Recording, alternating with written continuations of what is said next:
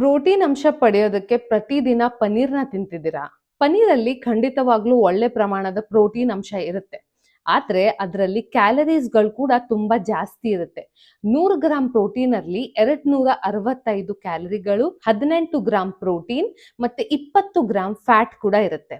ನಿಮ್ಗೇನಾದ್ರೂ weight loss ಮಾಡಬೇಕು ಅಂತ ಹೇಳಿದ್ರೆ ಪ್ರತಿದಿನ ಪ್ರೋಟೀನ್ಗೋಸ್ಕರ ಪನ್ನೀರ್ ತಿನ್ನೋದು ಒಳ್ಳೇದಲ್ಲ. ಅದಕ್ಕಾಗಿ ನೀವು ಮಾಮೂಲಿ ಪನ್ನೀರ್ ಬದಲಿಗೆ ಲೋ ಫ್ಯಾಟ್ ಪನ್ನೀರ್ನ ತಗೊಳ್ಬಹುದು. ಇಲ್ಲ ಅಂತ ಹೇಳಿದ್ರೆ ಮನೆಯಲ್ಲೇ ಹಾಲ್ನ ಕುದಿಸ್ಬಿಟ್ಟು ಅದರ ಕೆನೆನ ತೆಗೆದು ಅದರಿಂದ ಪನ್ನೀರ್ನ ಮಾಡ್ಕೊಳ್ಬಹುದು.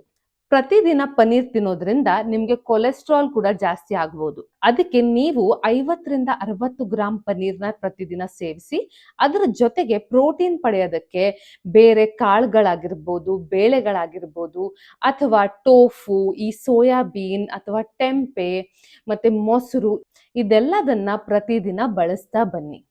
ನೀವು ಕೂಡ ವೆಜಿಟೇರಿಯನ್ ಆಗಿದ್ರೆ, ಪ್ರೋಟೀನ್ ತಿನ್ನಕ್ಕೆ ಕಷ್ಟ ಆಗ್ತಿದ್ರೆ ಖಂಡಿತವಾಗ್ಲೂ ಈ ರೀತಿ ಡಯಟ್ನ ಫಾಲೋ ಮಾಡಿ ಮತ್ತೆ ನಿಮ್ಮ ವೆಜಿಟೇರಿಯನ್ ಫ್ರೆಂಡ್ ಜೊತೆಗೆ ಈ ವಿಡಿಯೋನ ಖಂಡಿತವಾಗ್ಲೂ ಶೇರ್ ಮಾಡಿ.